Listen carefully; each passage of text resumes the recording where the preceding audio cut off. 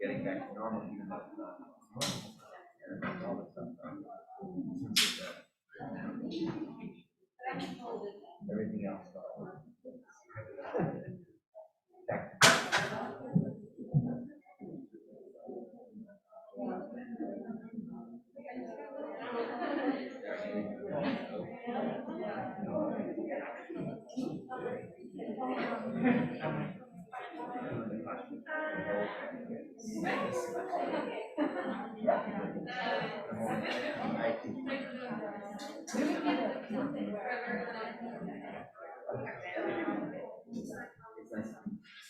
Parents used to get come up to campus as a very different feel, very different world.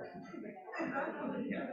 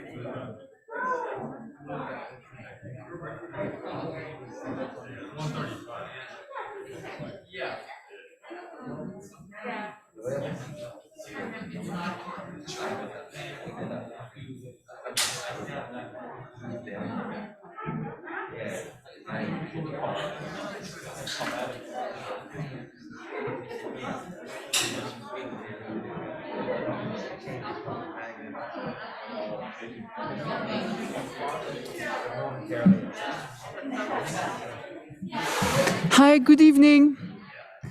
Hi, how are you?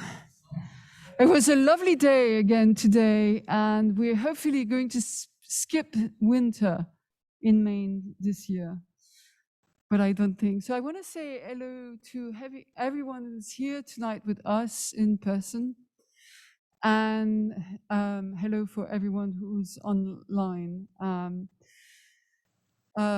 Amia the assistant director, will tell you at the end, but the questions will be a priority for people who are in Diamond currently, and but we will take questions also online. So good evening, everyone, and thank you for joining us tonight. My name is Valerie Dion, and I'm the director of the Oak Institute for Human Rights, which is also co-sponsoring this event with the Center for the Arts and Humanities. The Oak theme for this year is incarceration and human rights, which intersects in rich and important ways with the Center for the Arts and Humanities theme, freedom and captivity. But now to introduce our guest speaker tonight, I want to give center stage to a new voice that just recently joined the Institute. Someone who brings wisdom, passion, and fresh insight into human rights and social justice issues through her own research on Indigenous rights and literature. Please welcome Tiffany Miller, who teaches in the Spanish department and serves as the new Associate Director of the Institute.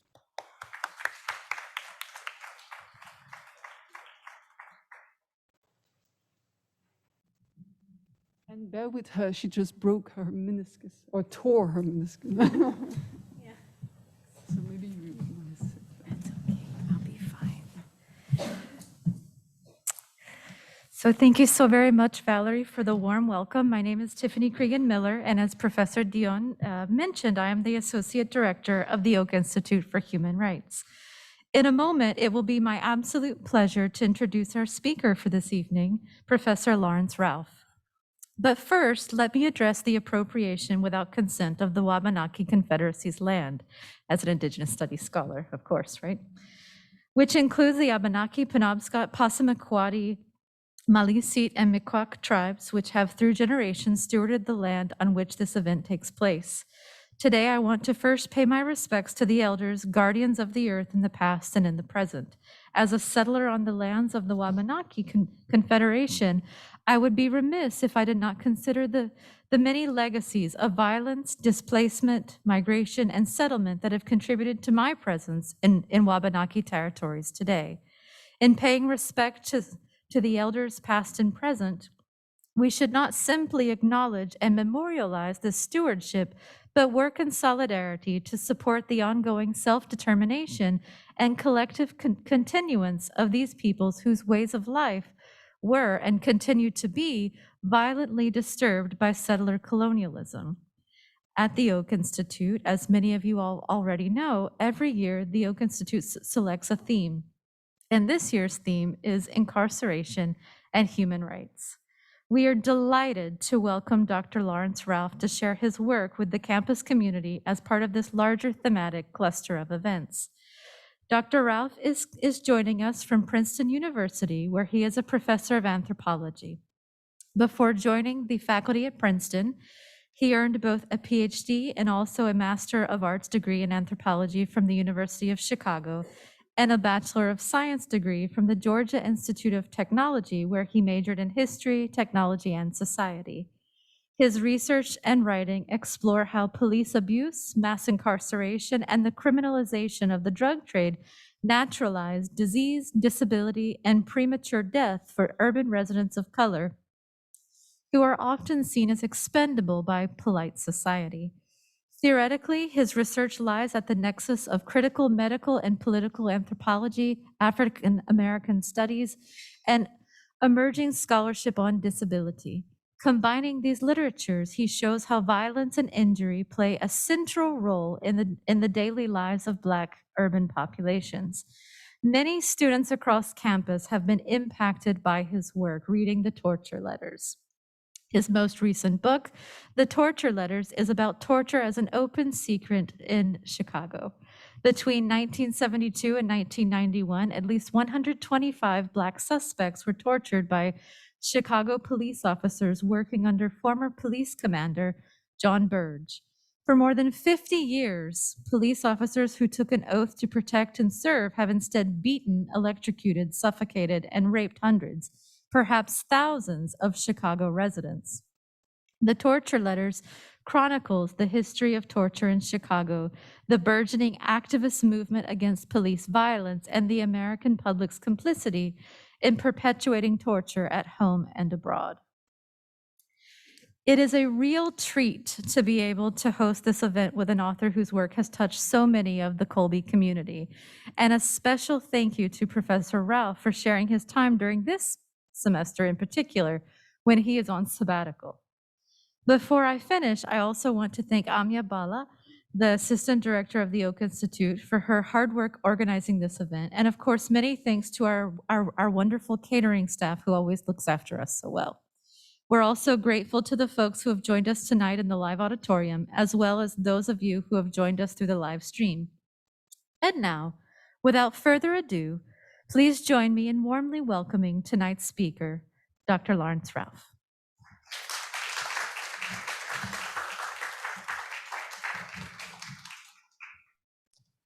Thank you all. It's really a pleasure to be here virtually and share my work with you.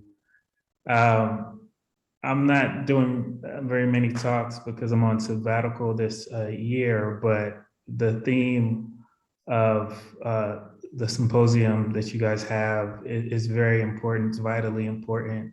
And I'm happy to talk about the intersections of human rights and mass incarceration.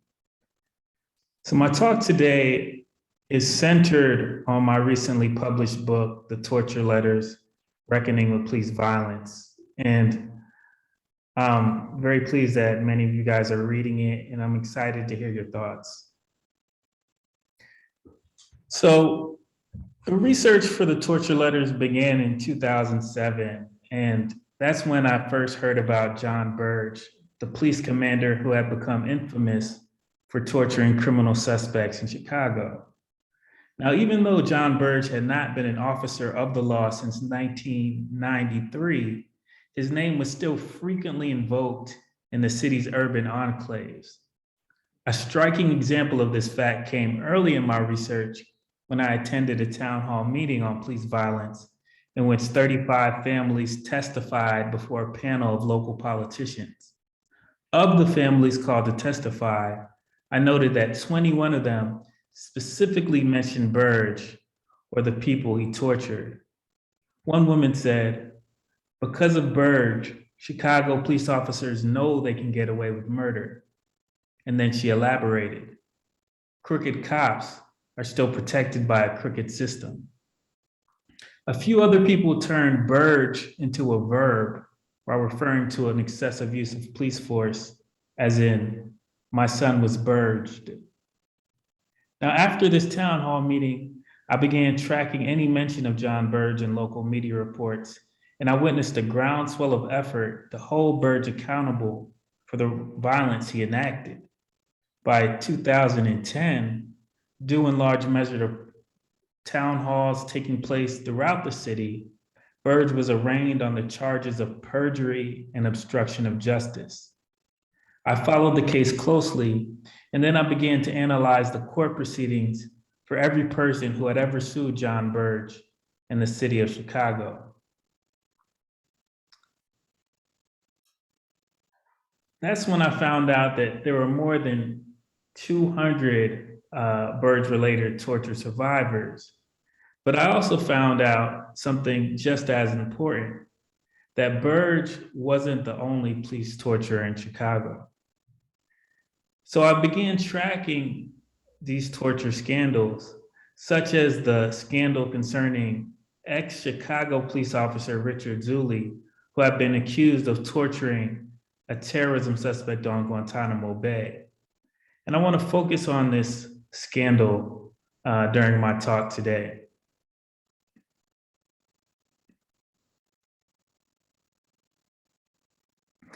I'll talk about Zuli a little bit later, but this research project in my book really begins with the circumstances of Andrew Wilson's torture, since he was the first person to sue the city of Chicago and claim that he got tortured. And a brief description of Wilson's torture will illuminate one of the major arguments in my book, and that is police torture in Chicago is a black box.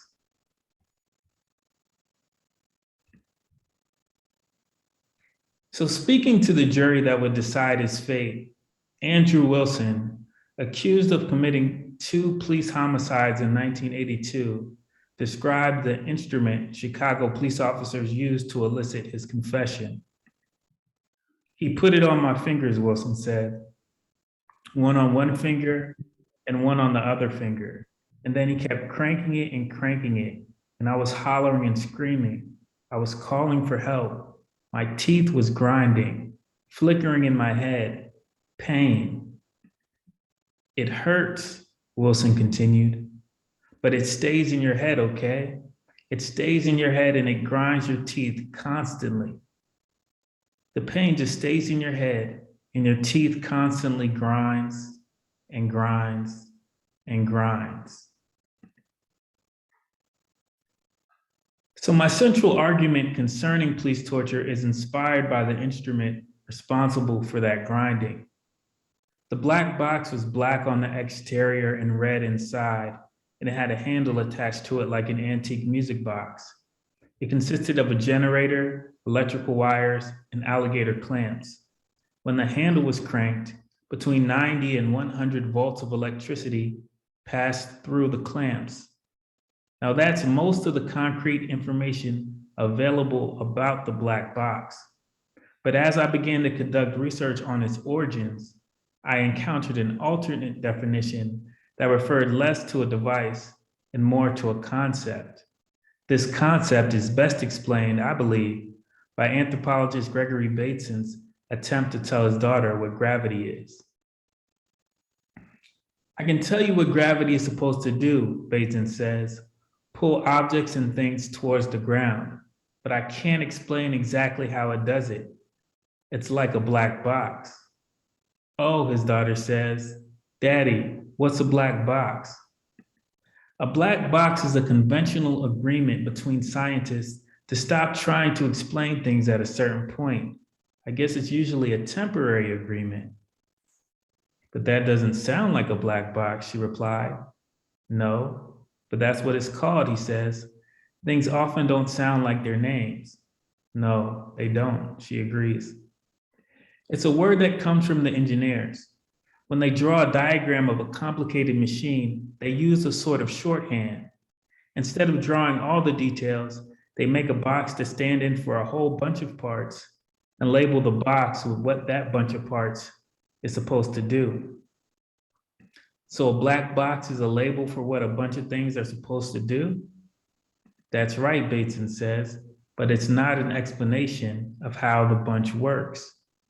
And gravity, she inquires, is a label for what gravity is supposed to do. It's not an explanation of how it does it.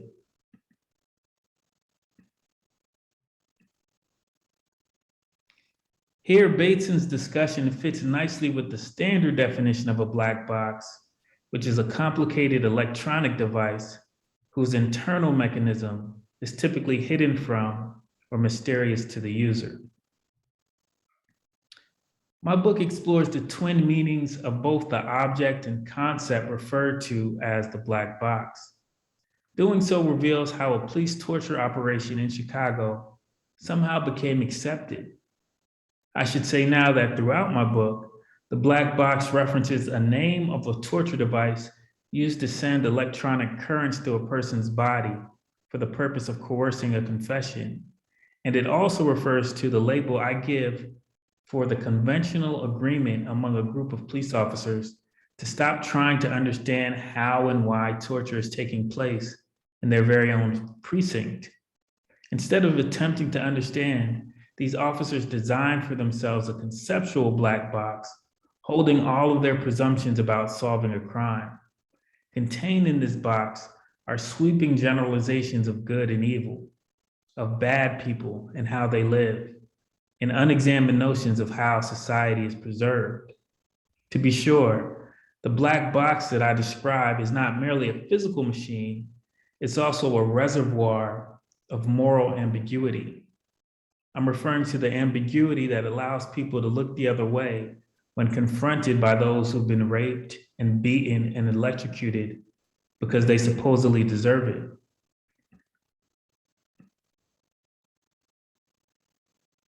If I told you that the torture survivors that I chronicle in my book were accused of terrible crimes from murder to terrorism, you might presume that their actions provide a relatively straightforward explanation for their torture, but that would be false.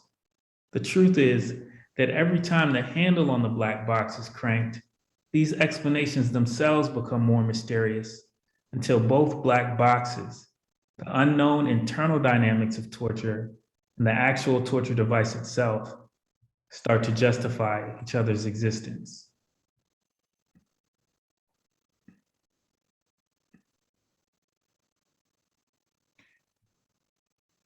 So when writing about torture, I really encountered a difficult problem, and that is how to describe torture without sensationalizing it.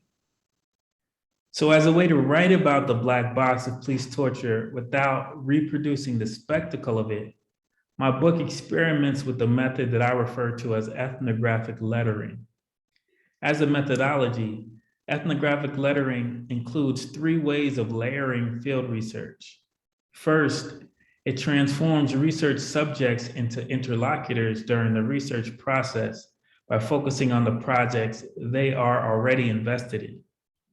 Second, it positions one's interlocutors in the communities they want to address as the primary audience for the ethnographic material that will ultimately be produced.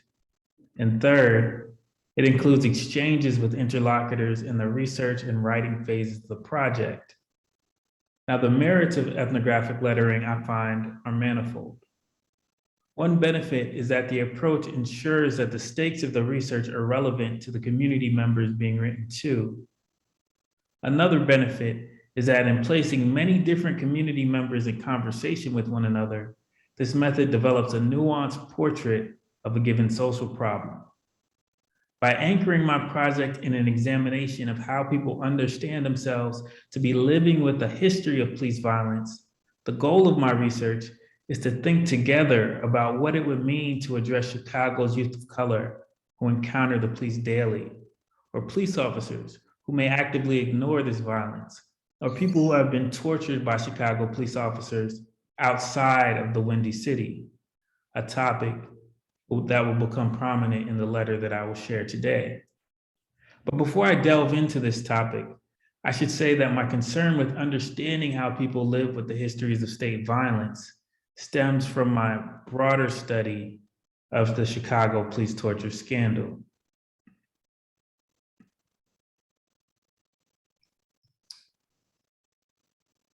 This torture scandal happened between a 20-year period in the 1970s and the 90s, where at least 125 Black suspects were tortured by Chicago police officers working under former Police Commander John Burge.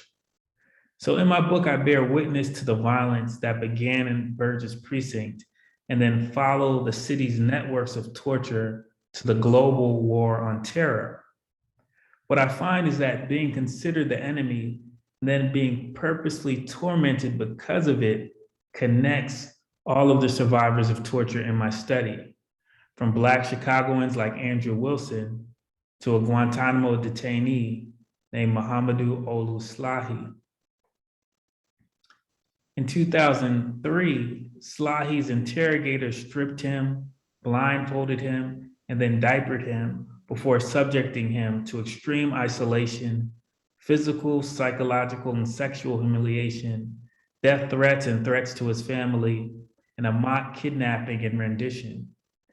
Slahi's torture, which has been described as one of the most stubborn, deliberate, and cruel interrogations in the record, was led by a former Chicago police officer, Richard Zuley.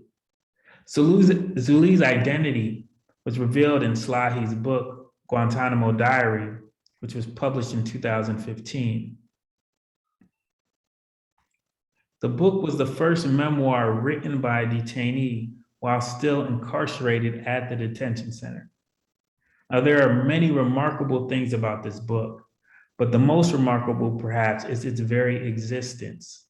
Slahi wrote the 466-page manuscript in English, a language he learned at Guantanamo, and the book went on to become an international bestseller.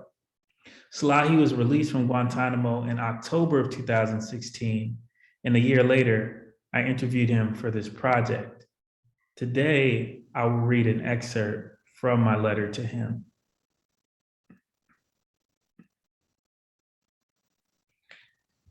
An open letter to Muhammadu Olu Slahi. During our Skype conversation, I got caught up in the stories you were telling me. So caught up, in fact, that I didn't get a chance to probe further about a difference of perspective that I believe we have. The difference centers on the concept of race. This is because a person's race increases the likelihood that they will be tortured, and at the same time, a person's perspective on torture is informed by the racism they faced. Yet after corresponding with you, I'm not certain that you would agree. In fact, I have reason to believe that you would not. I know that race and racism didn't explicitly come up as a topic when I interviewed you, but it did in the very first email you wrote me. You started by thanking me for sharing my work with you and agreeing to my interview request. You said that you had just finished reading some of my writing on police torture in Chicago, and that it was shocking indeed, even to you. Then you mentioned that you love reading about history, especially the parts that people do not mention so often. I was struck by the examples you gave, examples that emphasize the hypocrisy and the way supposedly powerful nations in the world have operated. When the US was freeing Europe from the Nazis back home, Black people were treated like secondhand citizens at best. You also wrote, during the Belgic ethnic cleansing in the Congo, the biggest news in Brussels was the king's new wife. You linked these historical episodes to my government's hypocritical stance on human rights.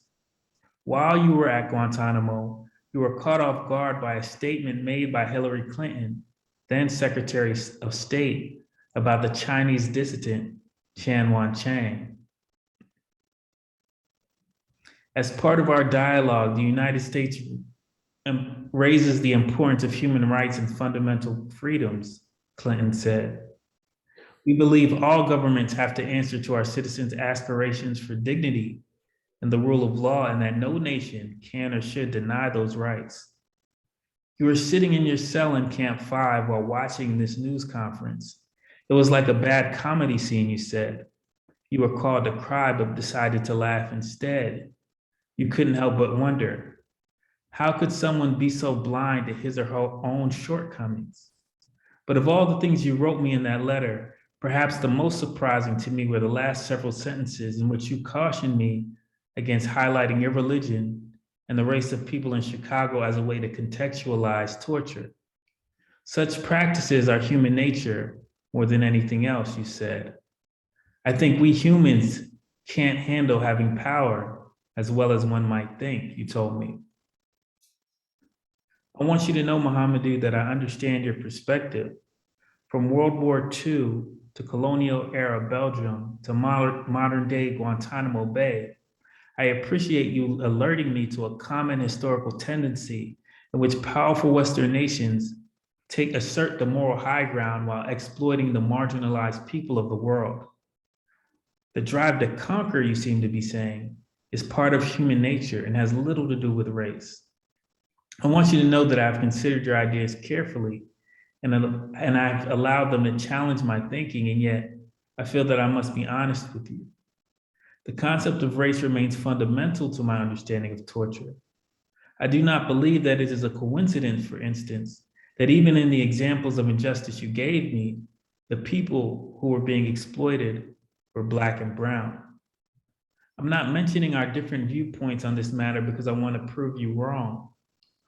Your all too intimate experience with torture means that you understand the visceral reality of torture in a way that I never will. I'm writing because despite our different perspectives, we have the opportunity to be allies, and I don't want to squander it. Your diary implicitly asks whether US citizens would be outraged and demand change if they knew what was happening to men like you at Guantanamo Bay.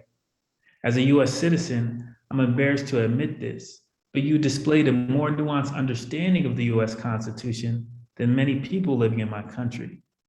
But even beyond your knowledge of our laws, you made convincing ethical arguments in your book.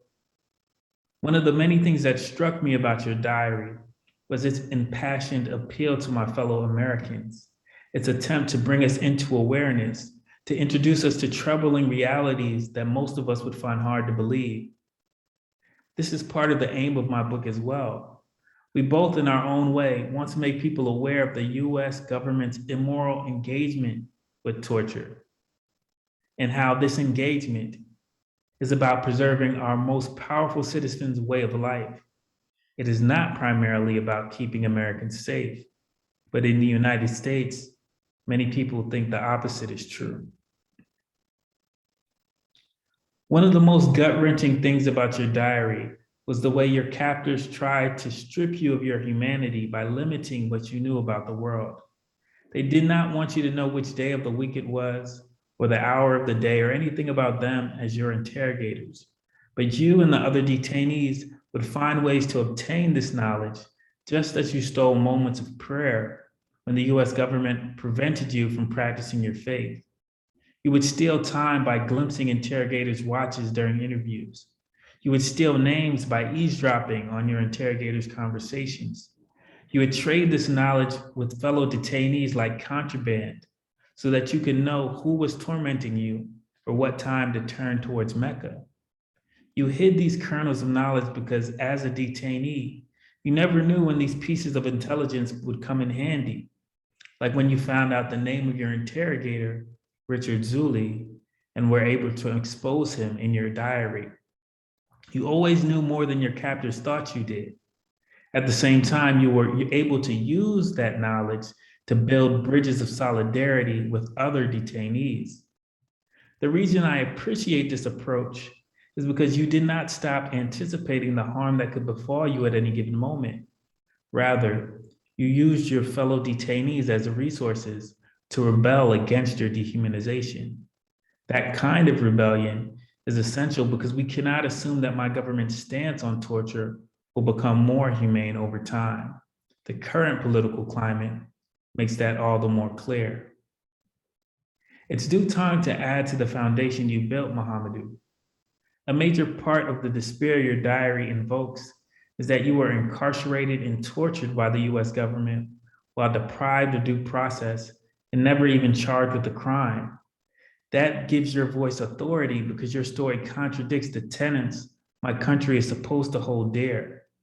I know that it has been extremely important for you to assert your innocence, and no one can fault you for that. But in forging our alliance, let's take an even more radical step forward. We must insist that no one ever deserves to be tortured, no matter what that person has done.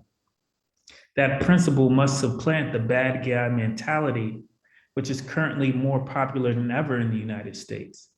It must become our compass and point us towards collaboration and change. May our alliance consist of everyone across the globe who is negatively affected by the use of force continuum that justifies escalating violence against marginalized groups. Once our alliance is forged, we can model our mode of collaboration after your relationship with detainees at Guantanamo Bay. We will share moments of gratitude with each other as collective resources. And those moments will be the ones we have stolen from the fear-inducing spaces we've been brought to against our will. We will use gratitude wrought from fear as a way to bridge our vulnerabilities. Perching ourselves on the bridges we built, we will engage in a dialogue that is committed to truth, that is willing to struggle, and that is defiantly hopeful for recovery. It is my sincerest hope, Muhammadu, that you are on board with this vision. I ended my letter to Muhammadu here. By sharing it with you today, I hope to have demonstrated the ways in which my interlocutors theorize and analyze a given social problem, in this case, torture. Indeed, much of the importance of this letter revolves around the attempt to make competing notions of torture commensurate. Like all of the letters in my book, this one is informed by several different exchanges. Part of the exchange process entailed grappling with previous correspondences and noting where the understanding between the letter writer and the addressee diverges. For me and Muhammadu, the relationship between race and torture had the potential to be a big rift. This is why, perhaps counterintuitively, I made race the focal point of my letter. Doing so allowed me to connect the war on terror to the ways in which everyday Chicagoans live with the persistent threat of police violence. In the longer version of this letter, I explain why I take issue with the way some of my interlocutors, including Muhammadu, understand torture. Many of these perspectives do not address why it is that torture is unevenly distributed, impacting marginalized groups most acutely. I had a hunch that Muhammadu would be open to this argument because we had previously spoken about the disproportionality of punishment in the context of an interview. But my main goal in this letter was to inquire how Muhammadu felt about grounding a collective understanding of torture in his own experience as a detainee. This is why I ended with the suggestion that pilfering moments of gratitude from fear-inducing spaces might provide a path forward or a model for the kind of collaboration that could occur between torture survivors and their allies. Indeed, the main assertion of the book is that we all have much to learn from the torture survivors. 8 years ago, around the time that activists in Chicago began to host teach-ins and lectures and public events about the history of police torture, when reparations for the torture survivors were still just a seed beginning to grow, I attended a town hall meeting in Chicago hosted by survivors of torture, at which they spoke about the political activism that might emerge from their suffering. Anthony Holmes, a man who had spent 30 years after being tortured, a man who had spent 30 years in prison, after having been tortured by Burge, was asked what sort of public memorial would honor the victims of John Burge's wrath. And Holmes responded by saying this: if you put that black box on a panel, on a plateau, that's a memorial, because that represents all of us. Because we're the ones that went through that. We're the ones that were suffocated and shocked until we passed out and almost died from it. We're the ones that were pronged, shotgun stuck in the mouth, the whole 9 yards. The bottom line is that box is key. That's what got Burge. That box is everything. If you truly care about change, you must take heed of Holmes's words, especially the last one, everything. By discussing everything that the black box has meant for people of color in Chicago, my hope is that everyone who reads my book will learn from the city's tumultuous relationships with political corruption and police torture. Much like the motion on the handle of Burge's fiendish machine, cranking electricity into its victims, fear catalyzes police power and military might, causing people at the top and bottom of their respective chains of command to ignore their colleagues' crimes and to maintain silence about what they knew. Fear of the other made it possible for torture to become a routine part of interrogating criminal suspects in certain Chicago precincts. That same fear allowed the tentacles of torture to reach the shores of Guantanamo Bay.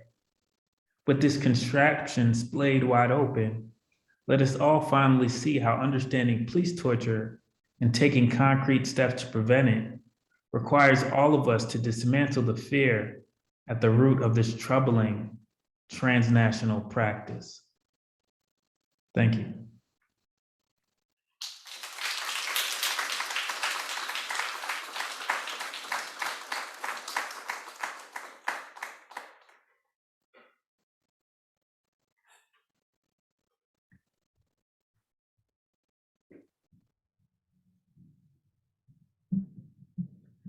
So we'll take questions from the audience, but if you're on the Zoom call virtually, you can also submit questions on the webinar's Q&A.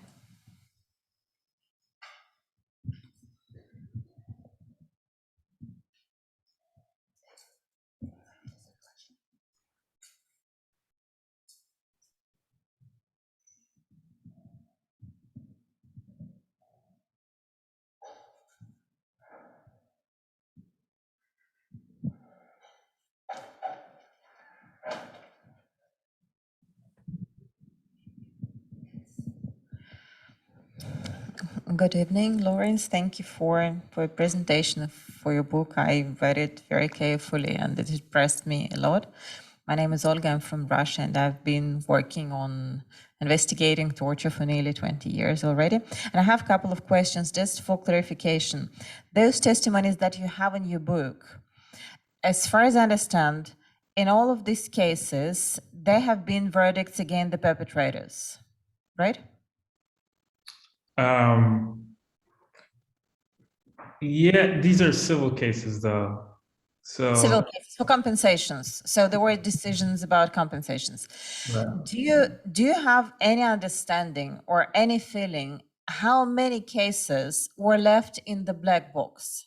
How many cases were not investigated and how many torture victims in comparison with those who received certain reparation, compensation and redress were left without any redress in the state of Chicago?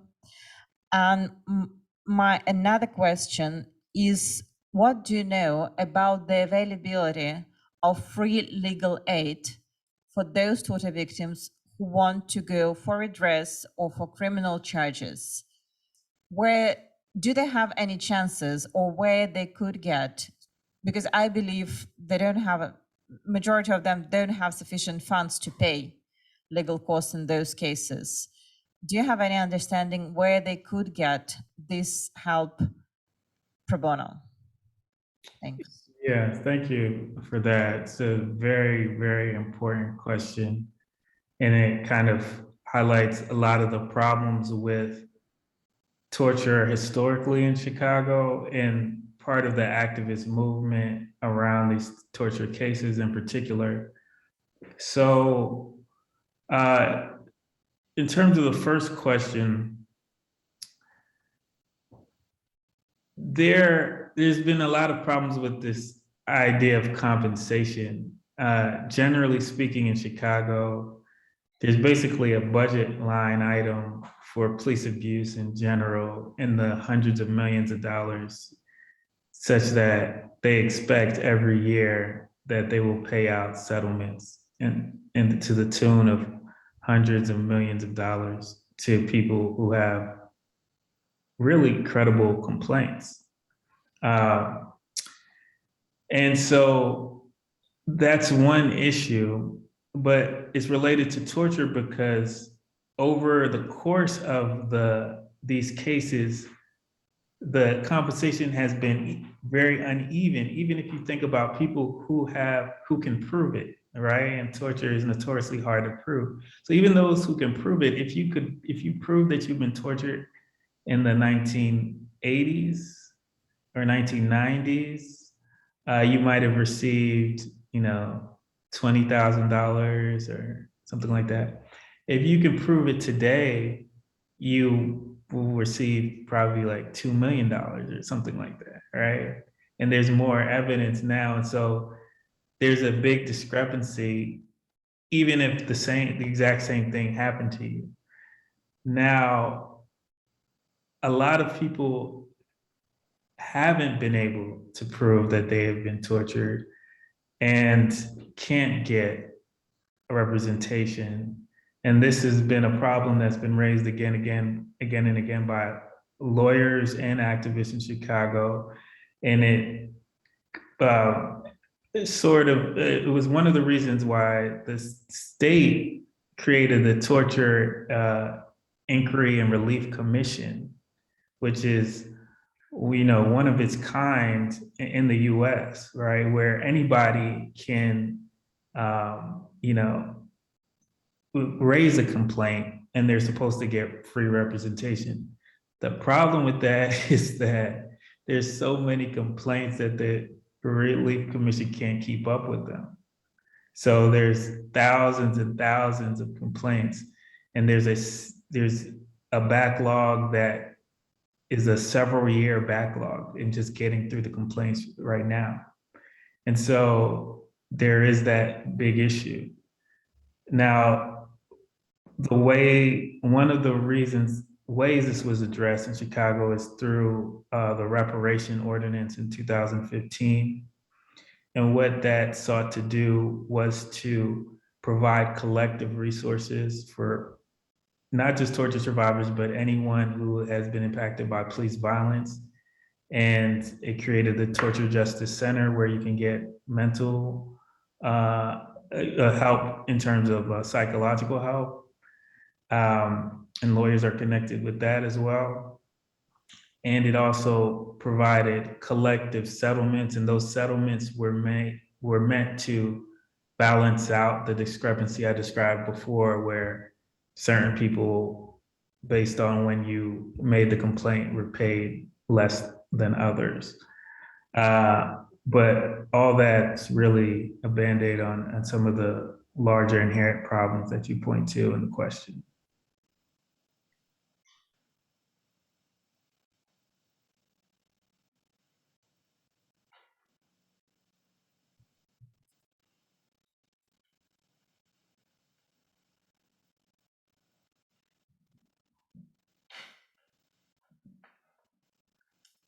Hello, my name is Dev. I'm a first year here at Colby.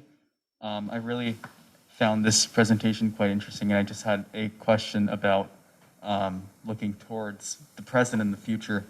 Has the Chicago Police Department changed in any way structurally to make sure another Burge doesn't arise in the ranks? Because, of course, we live in a different society now, some would say, in more than one aspect, but has there been infrastructure put in place to make sure that nothing like this can ever happen again? Yeah, that's a great question.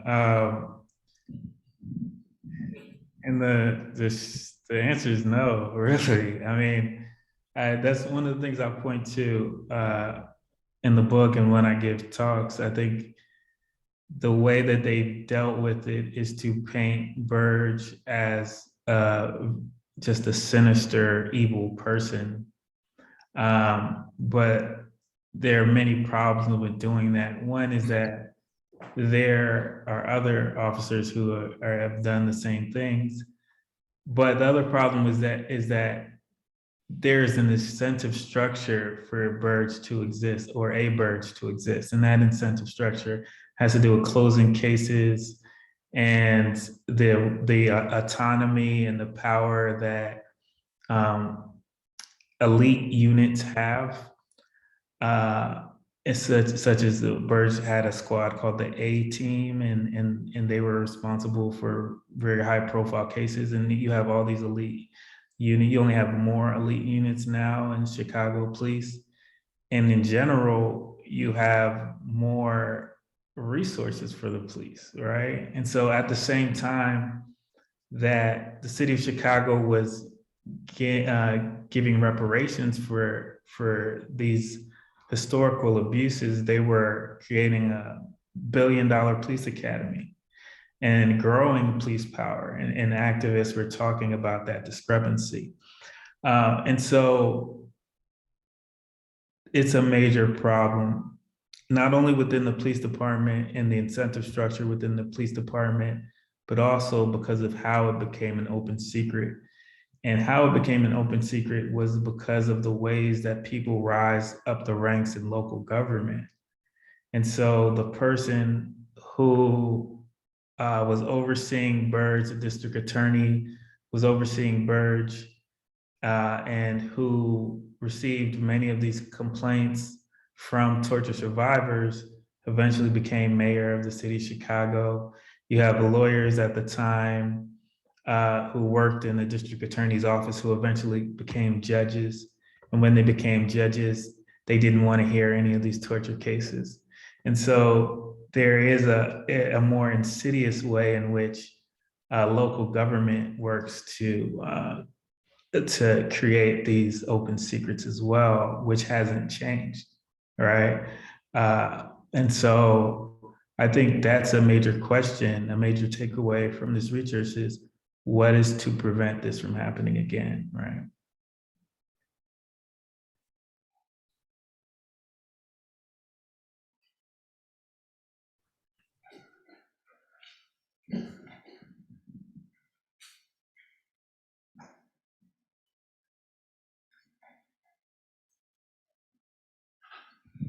Hey, thank you so much for that wonderful presentation. My name is Sam. I'm a professor in African American literary history.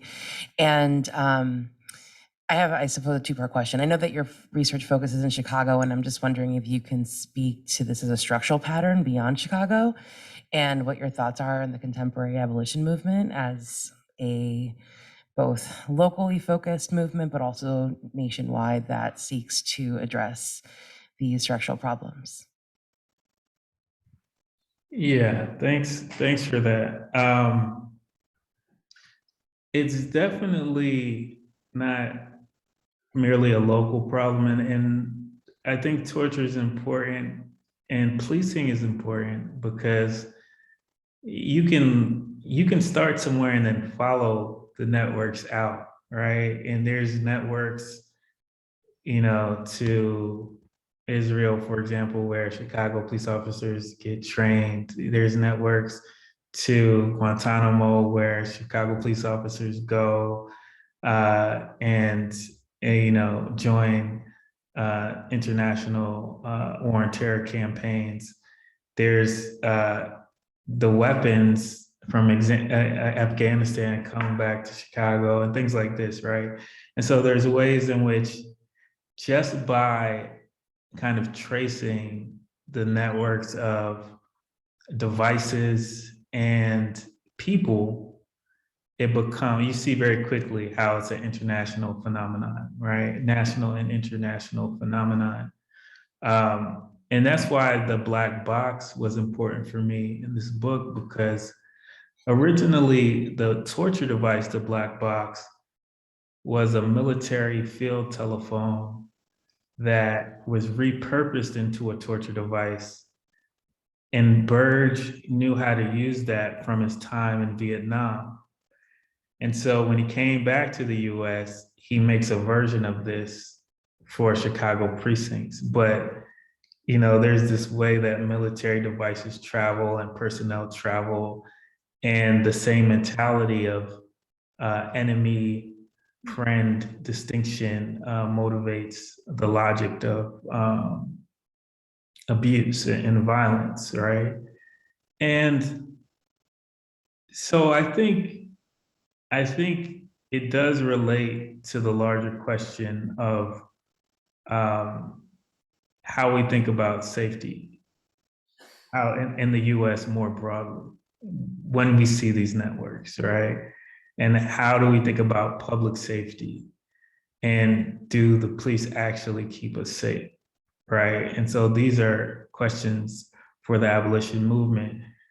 How do we imagine a different kind of society? And it's not an accident that a lot of the activists who had been doing the protest around police torture in the 90s are police and prison abolitionists today. The torture cases traveled to the United Nations. They've been really at the forefront of really thinking about a new society. And I think the part of what it has to do with is what I mentioned before, in the sense of we can't continue to address the problem while expanding police power at the same time, right? That becomes a contradiction when we do these things to provide resources for communities and families and keep them safe while we're expanding a punitive police state that monitors, controls, and surveils. And I think that's, the abolition movement has been at the center of really thinking about ways that we think about social transformation, collective social transformation without expanding police power.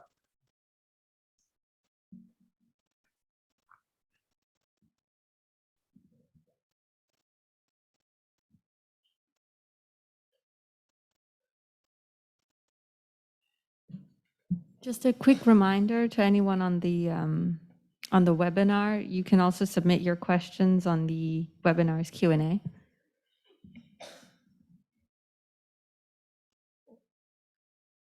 Hi, I'm Megan. I'm a sophomore. I was wondering what your creative decision was in writing these as a series of letters for an ethnography. Yeah, thank you for that. Creatively, so I think it goes back to like how I think of myself as an anthropologist, and so that becomes an ethnographic question because it becomes a question of, okay, then how are you going to engage with communities and collect data, right? And so, and write about the data that you collect. And so for me, I'm interested in collaboration and working with communities to solve problems that are impacting those communities, with the assumption that there are people there that are already working on these problems. And so when in my first book, I worked on gang violence. And so I work with communities to think through how they're solving the problem of gang violence. And, that's in Chicago, at least, that's an intervention itself. In many urban communities, that's an intervention itself, because people are often coming from the outside into communities and assuming that they know what to do as an expert, and telling communities what they need to do rather than listening to them and trying to help them solve problems that they're already engaged in. And so in this case, people are already engaged in activism around police torture, and I had to try to figure out where I wanted to fit in that landscape that already includes human rights activists, already includes lawyers, torture survivors. And so I was really interested in the reparation ordinance, which I talked about some of the resources it provided with settlement money and the Torture Justice Center, but also it had an educational component, and that was to teach the history of these cases in 8th grade and 10th grade. And so when I was doing this project, I thought about like, okay, how would I talk about torture to everybody from teenagers to adults? And so I really struggled with that. And one of the solutions I came up with was to write it as letters, because when I was doing research with the torture survivors, what they were saying was always very intentional and was always meant for a particular audience. And it never came off as voyeuristic, even though they were talking about horrific things. And I try to replicate that in the letters. I try to have a very purposeful, have a very intentional meaning behind it, and to explain why exactly I'm telling you this so that it's not confused with sensationalism. And so that was the main choice for the letters. And then along those lines, I also decided to make an animated film that dealt with police torture. That's specifically for 8th and 10th graders. And so that's part of the project where we're going back in schools now and talking to them about their experiences of police violence and based on the material in that film. But the film is all about torture, but it's conveying torture in a way that anybody can relate to.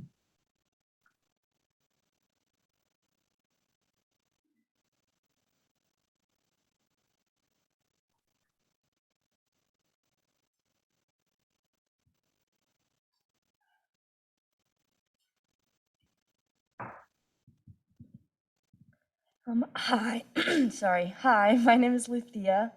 I know you focused your study in Chicago, but I was wondering if you noticed during Burge's 20-year period an uptick in police violence and torture that mimicked his methods in other large cities like Chicago.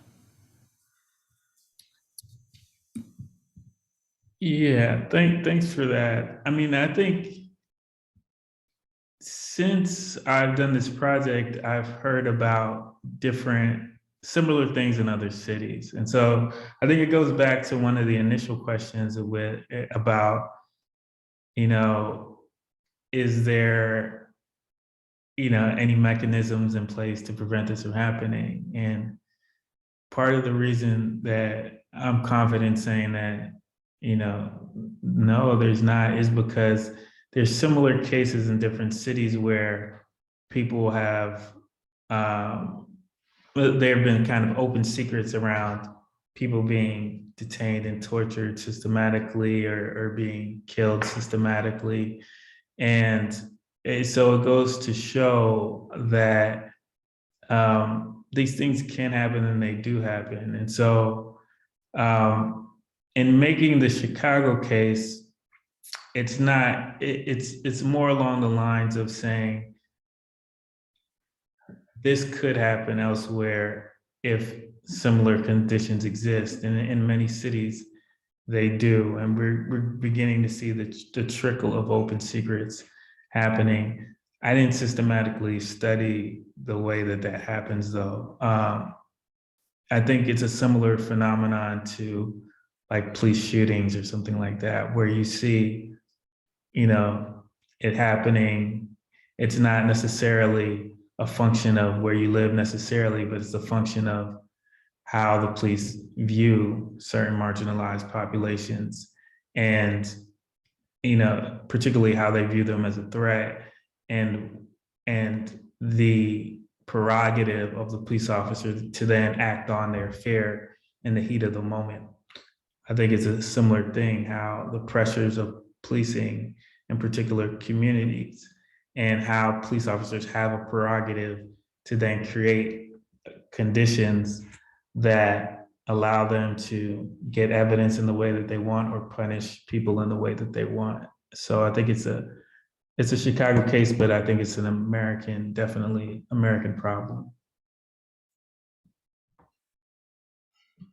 I think we have one last question online. Yeah, the last question is submitted from an anonymous attendee. And it says, what action do you suggest we take in order to advance the prison abolition movement? Yeah, that's a great question. I think just participating in the conversation about safety, and that has many facets, the question of public safety. I think, part of that is just questioning what is actually working, right? So there's a lot of research now about the fact that a lot of things that we rely for the police on, the police are not effective in doing, all right? And that goes from anything from murder cases to things like mental illness, right? I think many people would overestimate the extent to which the police solve murders, for example, in the US, right? But right now, if you were murdered or someone you know is murdered, there's a 1 in 3 chance of the police finding the person that did it. And so, similar with mental illness, we rely on police for mental illness and alcoholism and things like that, where clearly it's out of their purview. So the question of public safety is really a question of how do we get at the root cause of many of these social problems? And getting at the root cause of it, a lot of times has to do with things that we already know. Like we already know that, housing and education and job security and all these things create access to healthcare and things like that create safer environments, but we don't necessarily connect them to the problem of policing. And so I think engaging in a broader conversation and actually doing things about how we can keep communities safe, I think goes a long way, even in the question of policing, even when it seems unrelated.